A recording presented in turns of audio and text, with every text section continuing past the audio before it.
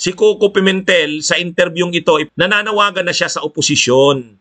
Magsama-sama na. Yan ang panawagan ni Senador Coco Pimentel. So maganda.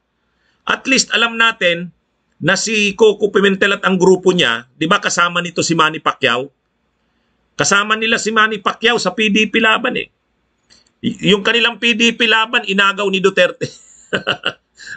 Isa ito sa mga nabudol ni Duterte si Coco Pimentel eh. Isa ito sa si Manny Pacquiao. Pero ngayon, at least si Coco Pimentel kasama ni Risa Hontiveros sa oposisyon sa Senado. Kaya lang ang sabi ni Coco Pimentel, dapat hindi lang silang dalawa ni Risa ang kumikilos. Kahit yung mga oposisyon na wala naman sa Senado, wala sa Kongreso, hindi nakaupo. Ang tinutukoy niya siyempre sila dating VP Leni, sila Kiko Pangilinan. O mga ano naman yan oposisyon. Kahit hindi naman sila nasa pwesto, pwede naman silang sumama, sumuporta sa mga panawagan ng oposisyon. So ang challenge ni Coco Pimentel sa mga oposisyon, huwag iasa sa kanilang dalawa lang ni Risa Hontiveros.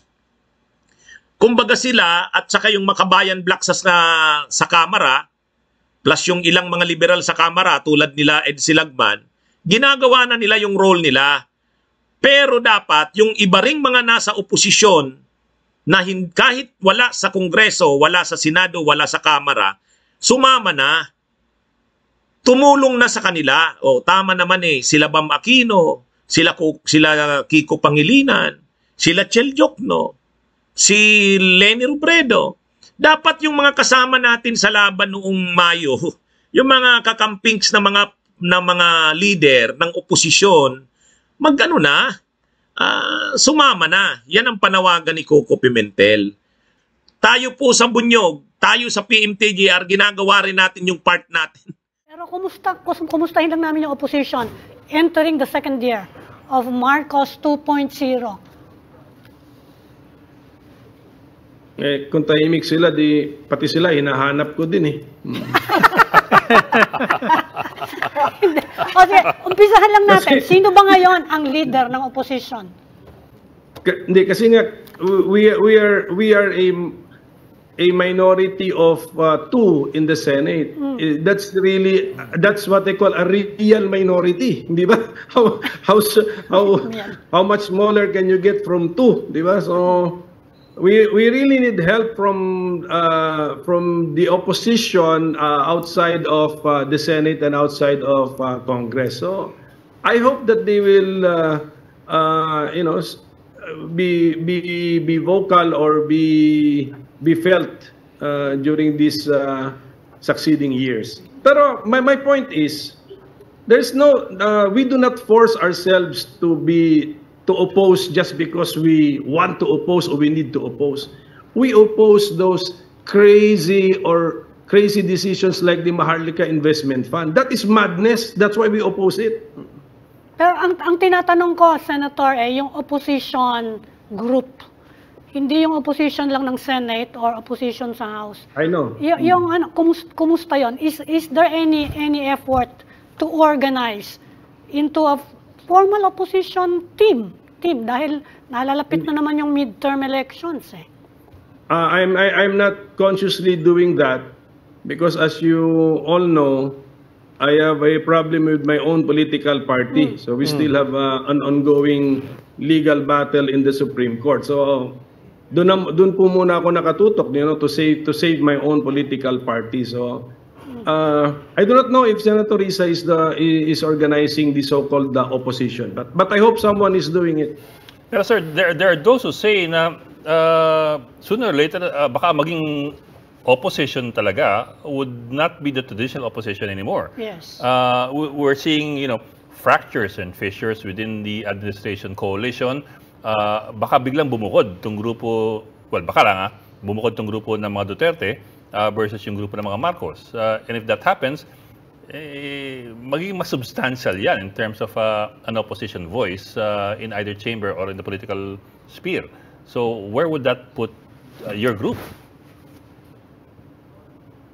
Well, ako kasing attitude ko, I will really speak out against the illogical, unjustified, or indefensible ideas or proposals. Ganun lang po ako.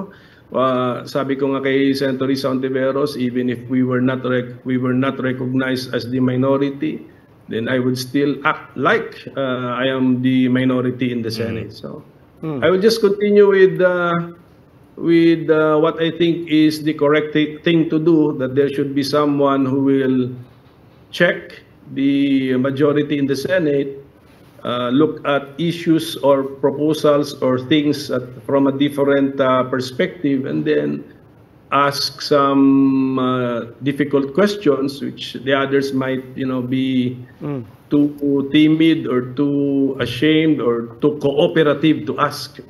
So, sir, let me reframe that na lang.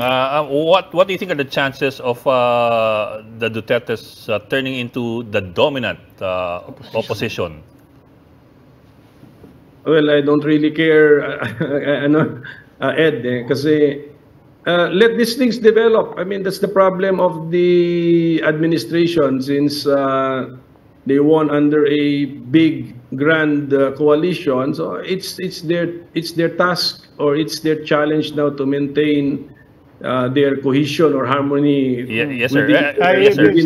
Within their coalition. Yeah. Senator, let me refer back to, quote unquote, the traditional opposition. Let's assume we all agree, we all have the same idea on that. But I appreciate your point.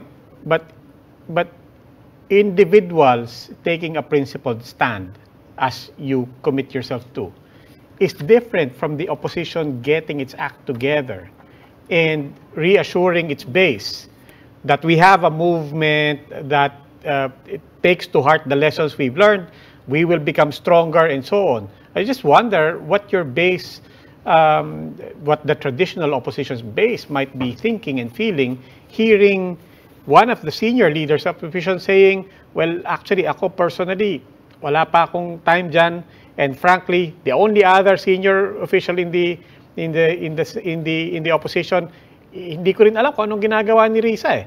I'm just wondering what might your base be thinking hearing this from you?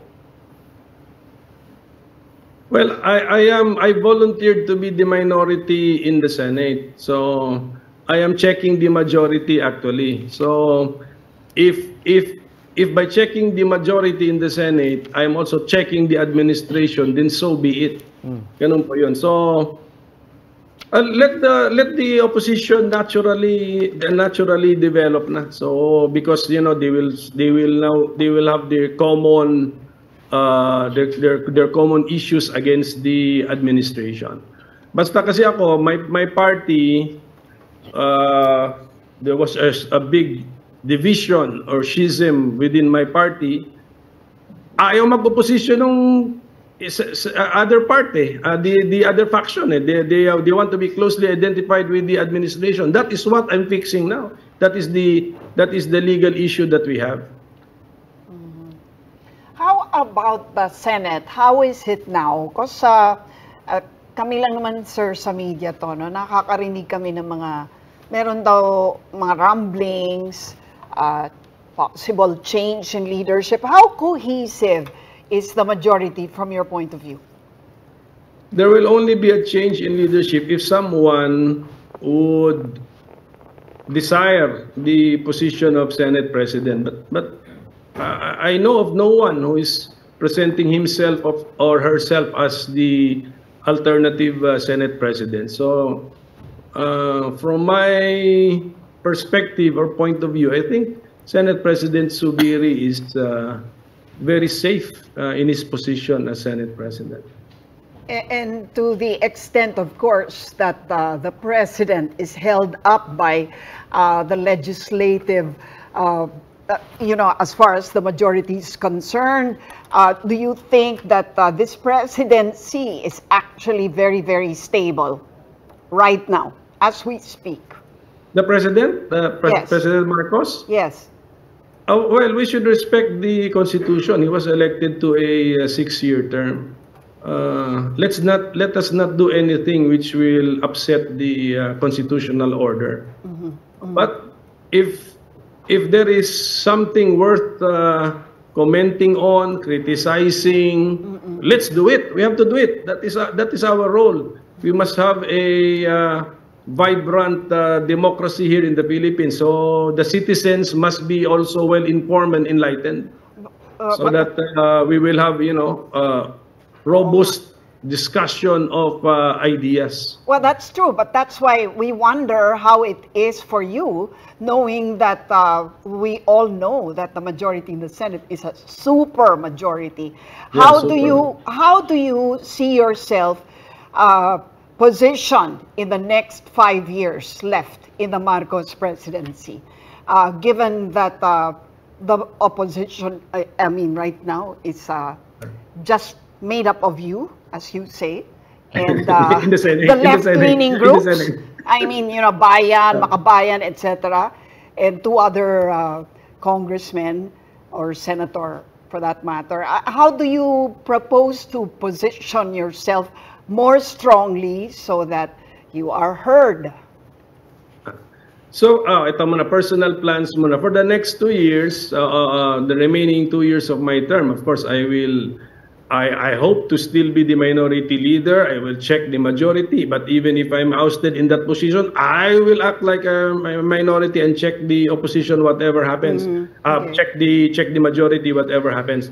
All right. Then after my term, I will, if I want to be a private citizen, and I will still be commenting on issues of national concern with a critical mind. No, not as a, not like someone who believes that the president cannot make a mistake, or all his ideas are brilliant. So we will bring with us our critical, analytic mind to comment on national issues. But at the same time, for the next 5 years, just as what I've been doing this also for the past year, but just maintaining ties with other political personalities, because sometimes the people you talk to all of a sudden no longer belong to the opposition. Biglang nako-convert ang mga iba. So we just keep on talking with political personalities, determine commonalities, common issues, common beliefs, and then if I get invited by organizations, I have to report to the people what is happening, what I believe is happening, or what I believe should be done, what is wrong with this particular proposal. So we have to keep the people involved. If there is a chance to talk to them directly, do it via being a speaker in their events. Bunyog, bunyog, halikan na kasama ka. Bunyog, kapag buklod ay may pag-asa. Luzon, Visayas, Mindanao, isa ang pananaw. Sa bagong Pilipinas ang bunyog isisigaw. Bunyog.